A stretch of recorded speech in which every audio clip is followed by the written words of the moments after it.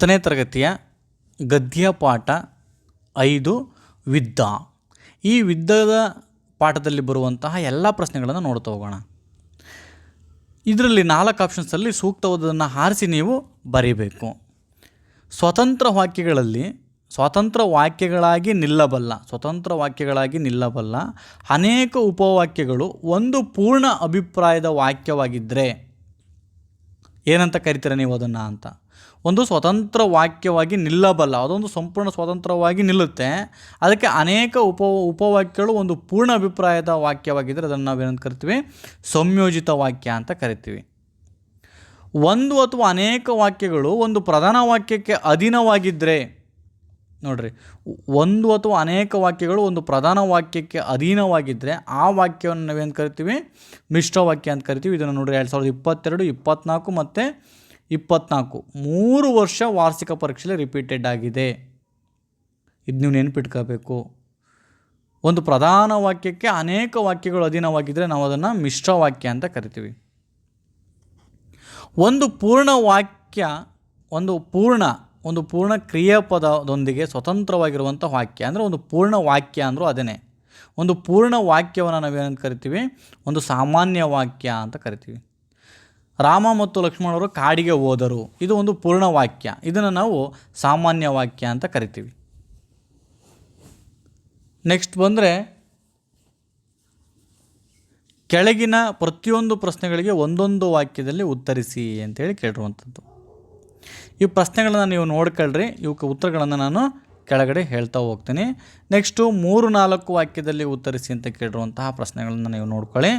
Next Sara Abubakar ಅವರ ಜನ್ಮಸ್ಥಳ, ಕಾಲ, ಕೃತಿ ಮತ್ತು ಬಿರುದು, ಪ್ರಶಸ್ತಿಗಳನ್ನು ಬರೆದ್ರೆ ನಮಗೆ ಎಷ್ಟು ಅಂಕ ಸಿಗ್ತವೆ, 3 ಅಂಕ ಸಿಗುವಂಥದ್ದು.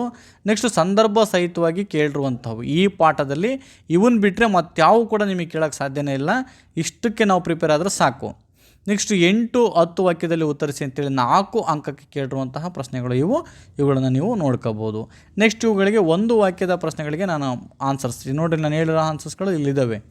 ನೆಕ್ಸ್ಟ್ 1 ವಾಕ್ಯದ ಪ್ರಶ್ನೆಗಳು ಏನಿದ್ವು ಅವಕ್ಕೆ ಉತ್ತರವನ್ನು ನೋಡ್ತಾ ಹೋಗೋಣ.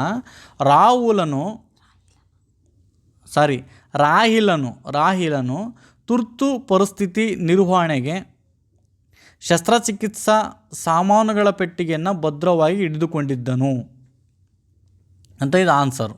ಅಂದರೆ ರಾಹುಲನು ತುರ್ತು ಪರಿಸ್ಥಿತಿ ನಿರ್ವಹಣೆಗೆ ಭದ್ರವಾಗಿ ಹಿಡಿದುಕೊಂಡಿದ್ದು ಏನು ಅಂತ ಕೇಳಿದ್ದಾರೆ. ನೆಕ್ಸ್ಟು ಗಡಿ ಪ್ರದೇಶದಲ್ಲಿ ಬ್ಲಾಕ್ ಔಟ್ ನಿಯಮವನ್ನು ಏತಕ್ಕಾಗಿ ಪಾಲಿಸಲಾಗ್ತದೆ. ಗಡಿ ಪ್ರದೇಶದಲ್ಲಿ ಬ್ಲಾಕ್ ಔಟ್ ನಿಯಮವನ್ನು ಯಾಕೆ ಬಳಸ್ತಾರೆ ಅಂದರೆ ಶತ್ರು ಸೈನಿಕರ ವೈಮಾನಿಕ ದಾಳಿಯಿಂದ ರಕ್ಷಿಸಿಕೊಳ್ಳಲಿಕ್ಕೋಸ್ಕರ ಬಳಸುವಂಥದ್ದು. ನೆಕ್ಸ್ಟು ರಾಹಿಲನು ಯಾರು? ರಾಹಿಲನು ಅಂದರೆ ರಾಹಿಲನು ಸೈನ್ಯದಲ್ಲಿ ಕಾರ್ಯನಿರ್ವಹಿಸುತ್ತಿರುವಂತಹ ಒಬ್ಬ ಸೈನ್ಯ ವೈದ್ಯ, ಅಂದರೆ ಡಾಕ್ಟರ್, ಸೈನಿಕ ಡಾಕ್ಟರ್.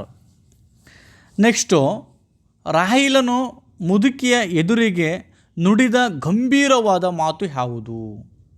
ರಾಹಿಲನು ಮುದುಕಿಯ ನಾನು ಯುದ್ಧ ಮಾಡುವ ಮೂರ್ಖರ ಕಡೆಯವನಲ್ಲ.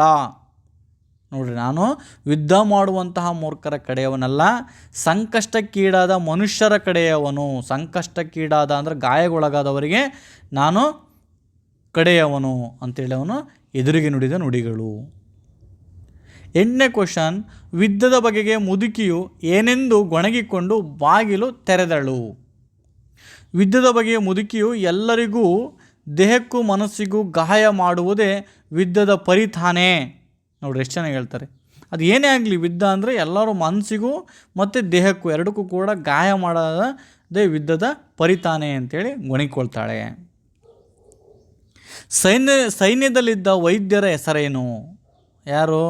ರಾಹಿಲ್. ನೆಕ್ಸ್ಟು 2-3 ವಾಕ್ಯದಲ್ಲಿ ಉತ್ತರಿಸಿ ಅಂತೇಳಿ 2 ಅಂಕಕ್ಕಿರುವಂಥವು. ನಿರ್ಜೀವವಾಗಿರುವ ಮಗುವಿನ ಬಳಿ ಕುಳಿತು ಮುದುಕಿ ಸೈನಿಕರಿಗೆ ಹೇಳಿದ ಮಾತುಗಳು ಯಾವ್ಯಾವು? ಅಂದರೆ ನಿರ್ಜೀವ ಅಂದರೆ ಸತ್ತೋಗಿರುವಂಥ ಮಗುವಿನ ಬಳಿ ಕುಳಿತು ಆ ಮುದುಕಿ ಸೈನಿಕರಿಗೆ ಹೇಳಿದ ಮಾತುಗಳು ಯಾವ್ಯಾವು ಅಂತಕ್ಕಂಥದ್ದನ್ನು ಇಲ್ಲಿ ನೋಡುವಂಥದ್ದು. 11ನೇ ಕ್ವಶನ್, ಡಾಕ್ಟ್ರಿಗೆ ವಿಮಾನದ ಪೈಲಟ್ ಹೇಳಿದ ಮಾತುಗಳು ಯಾವ್ಯಾವು? ಡಾಕ್ಟ್ರಿಗೆ ವಿಮಾನದ ಪೈಲಟ್ ಏನಂತ ಹೇಳ್ತಾನೆ ಅನ್ನೋದನ್ನು ಇಲ್ಲಿ ಆನ್ಸರ್ಸ್ ಇರುವಂಥದ್ದು. ನೆಕ್ಸ್ಟು, ಮಹಿಳೆಯ ಆರ್ತನಾದ ಕೇಳಿ ರಾಹಿಲನ ಮನದಲ್ಲಿ ಮೂಡಿದ ಪ್ರಶ್ನೆಗಳು ಯಾವ್ಯಾವು? ಅಂತ ಕೇಳಿರುವಂಥ ಕ್ವಶನ್ಸು. ನೆಕ್ಸ್ಟು, ಮುದುಕಿಯು ರಾಹಿಲನ ಬಳಿ ಯುದ್ಧದ ಬಗ್ಗೆ ತಿರಸ್ಕಾರದಿಂದ ನುಡಿದ ಮಾತುಗಳು ಯಾವ್ಯಾವ? ಯಾಕೆ ಯುದ್ಧ ಅಂದರೆ ತಿರಸ್ಕಾರ ಅಂತೇಳಿ ಮುದುಕಿ ಹೇಳಿದ್ಲು? ಮುದುಕಿಯು ಸೈನಿಕರಿಂದ ರಾಹಿಲನನ್ನು ಹೇಗೆ ರಕ್ಷಿಸಿದಳು? ನೋಡಿರಿ, ಸೈನಿಕರಿಂದ ಮುದುಕಿ ರಾಹಿಲನನ್ನು ರಕ್ಷಿಸ್ತಾಳೆ, ಅದ್ರ ಬಗ್ಗೆ ಇರುವಂಥದ್ದು. ಇವೆಲ್ಲವೂ ಕೂಡ ಯಥಾರೀತಿ ನೀವು ಒಂದು ಸ್ವಲ್ಪ ಓದ್ಕೊಂಡು ಮನದಟ್ಟು ಮಾಡ್ಕೊಂಡ್ರೆ ನಿಮ್ಗೆ ಯೂಸ್ ಆಗುವಂಥದ್ದು. ಈಗ ಸಾರಾ ಅಬೂಬಕರ್ ಬಗ್ಗೆ ಕೇಳಿರುವಂಥದ್ದನ್ನು ನಾವಿಲ್ಲಿ 3 ಅಂಕಕ್ಕೆ ಕೇಳಿರುವಂಥದ್ದು. ಅವರು ಜನ್ಮಸ್ಥಳ, ಅವ್ರದ್ದು ಇದು ಮತ್ತು ಅವರ ಪ್ರಶಸ್ತಿಗಳು ಮತ್ತು ಕೃತಿಗಳನ್ನು ಬಗ್ಗೆ ಬರೆದ್ರೆ ನಿಮಗೆ 3 ಅಂಕ ಸಿಗುವಂಥದ್ದು. ನೆಕ್ಸ್ಟ್, ಸಂದರ್ಭ ಸ್ವಾರಸ್ಯವನ್ನು ವಿವರಿಸಿ ಅಂತೇಳಿ. ಆ ಮನೆಯೊಳಗೆ ಯಾವ ರೀತಿಯ ಕ್ರೌರ್ಯ ನಡೆಯುತ್ತಿದೆ? ಇಲ್ಲಿ ಆಯ್ಕೆ, ಸಂದರ್ಭ ಮತ್ತು ಸ್ವಾರಸ್ಯ ಇವುಗಳನ್ನು ಬರೆಯುವಂಥದ್ದು. ನೆಕ್ಸ್ಟ್, ಇದು ಪ್ರಶ್ನೆ, ಇದಕ್ಕೆ ಉತ್ತರಗಳನ್ನು ಇಲ್ಲಿ ನಾವು ನೋಡ್ಬೋದು. ಈ ಪಾಠದಲ್ಲಿ ಇಷ್ಟನ್ನು ಬಿಟ್ಟು ಮತ್ತು ಯಾವ ಸಂದರ್ಭಗಳು ಬರೋದಿಲ್ಲ. ನೀವು ಇವನ್ನ ನೀಟಾಗಿ ಒಂದು ಸತಿ ಅಧ್ಯಯನ ಮಾಡಿದ್ರಿ ಅಂದರೆ ವ್ಯವಸ್ಥಿತವಾಗಿ ಪರೀಕ್ಷೆಯನ್ನು ಎದುರಿಸ್ಬೋದು. ಈ 3 ನೀವು ನೆನಪಿಟ್ಕೋಬೇಕು: ಆಯ್ಕೆ, ಸಂದರ್ಭ, ಸ್ವಾರಸ್ಯ. ಇದೇ ಮೇಯ್ನ್ ಇಲ್ಲಿ, ಆಯ್ಕೆ, ಸಂದರ್ಭ, ಸ್ವಾರಸ್ಯ. ಯಾವುದೇ ಸಂದರ್ಭವನ್ನು ಕೇಳಿ ನಮಗೆ 3 ಅಂಕ ಬೇಕು ಅಂದರೆ 3 ನೆನಪಿಟ್ಕೋಬೇಕು: ಆಯ್ಕೆ, ಸಂದರ್ಭ ಮತ್ತು ಸ್ವಾರಸ್ಯಗಳನ್ನು ಬರೆಯುವಂಥದ್ದು. ಇದು ನೀವು ನೋಡಿರುವಂಥದ್ದು. ನೆಕ್ಸ್ಟು 8-10 ವಾಕ್ಯದಲ್ಲಿ ಉತ್ತರಿಸಿ ಅಂತೇಳಿ ಇವು 4 ಅಂಕಕ್ಕೆ ಇರುವಂಥದ್ದು. ರಾಹಿಲನ ಮತ್ತು ಮುದುಕಿಯ ಮನದಲ್ಲಿ ಮೂಡಿ ಬಂದಿರುವ ಮಾನವೀಯತೆಯ ಸಹಕಾರವನ್ನು ಸಂಕ್ಷಿಪ್ತವಾಗಿ ಸ್ಪಷ್ಟೀಕರಿಸಿ ಅಂತ ಕೇಳಿದರೆ, ಸಂಕ್ಷಿಪ್ತವಾಗಿ ಸ್ಪಷ್ಟೀಕರಿಸಿ ಅಂತ ಕೇಳುವಂಥದ್ದು. ಇಲ್ಲಿ ನೀವು ಇದನ್ನು ಪಾಠವನ್ನು ಓದಿದರೆ ನಿಮಗೆ ಇದೆಲ್ಲ ಏನು ಪಾಠವನ್ನು ನೀಟಾಗಿ ಅರ್ಥ ಮಾಡ್ಕೊಂಡಿದ್ದೀನಿ ಅಂದರೆ ನೀವೇ ವ್ಯವಸ್ಥಿತವಾಗಿ ಬರಿತೀರ. ಮುದುಕಿಯು ತನ್ನ ಮಗನು ಯುದ್ಧಕ್ಕೆ ಹೋದ ಸಂದರ್ಭವನ್ನು ಹೇಗೆ ವಿವರಿಸಿದಳು? ಮುದುಕಿ ತನ್ನ ಮಗ ಯುದ್ಧಕ್ಕೆ ಹೋಗ್ತಾನಲ್ಲ, ಅದನ್ನು ಯಾವ ರೀತಿ ವಿವರಿಸಿದಳೆ ಅನ್ನೋದನ್ನು ನೀವು ಬರೆಯುವಂಥದ್ದು. ನೆಕ್ಸ್ಟ್ 25ನೇ ಕ್ವಶನ್ನಿಗೆ ಬಂದರೆ, ರಾಹಿಲನು ಮುದುಕಿಯ ಕುಟುಂಬಕ್ಕೂ ಮುದುಕಿಗೂ ರಾಹಿಲನಿಗೂ ಮಾಡಿದ ಸಹಾಯವನ್ನು, ರಾಹಿಲನು ಮುದುಕಿಯ ಕುಟುಂಬಕ್ಕೂ ಮುದುಕಿಯು ರಾಹಿಲನಿಗೂ ಮಾಡಿದ ಸಹಾಯವನ್ನು ಸಂಕ್ಷಿಪ್ತವಾಗಿ ವಿವರಿಸಿ. ಅಂದರೆ ಇಬ್ಬರು ಸಹಾಯವನ್ನು ವಿವರಿಸಿ ಅಂತ ಕೇಳಿದ್ದಾರೆ. ಇಲ್ಲಿ ಇಬ್ಬರು ಸಹಾಯವನ್ನು ನೀವೇನು ಮಾಡುವಂಥದ್ದು? ಬರೆಯುವಂಥದ್ದು. ನೆಕ್ಸ್ಟು 26ನೇ ಕ್ವಶನ್ನಿಗೆ ಬಂದರೆ, ಲಾಸ್ಟ್ ಕ್ವಶನ್ನು, ಮುದುಕಿಯು ರಾಹಿಲನನ್ನು ಸೈನಿಕರಿಂದ ರಕ್ಷಿಸಿದ ಬಳಿಕ ಯುದ್ಧದಿಂದ ತಾನು ಅನುಭವಿಸಿದ ಸಂಕಷ್ಟಗಳನ್ನು ಹೇಗೆ ವಿವರಿಸಿದಾಳೆ? ಹೌದಾ, ಅದನ್ನು ಯಾವ ರೀತಿ ವಿವರಿಸಿದಾಳೆ ಅನ್ನೋದನ್ನು ನಾವಿಲ್ಲಿ ರಾಹುಲ್ನಿಗೆ ಅವಳು ಹೇಳ್ತಾಳೆ ಕಥೆ ರೂಪದಲ್ಲಿ, ಅದನ್ನು ನಾವಿಲ್ಲಿ ಬರೆಯುವಂಥದ್ದು. ಇಷ್ಟು ಈ ಪಾಠದ ಪ್ರಶ್ನೆ ಉತ್ತರಗಳು ಅಂತ ಹೇಳ್ತಾ, thank you for watching video.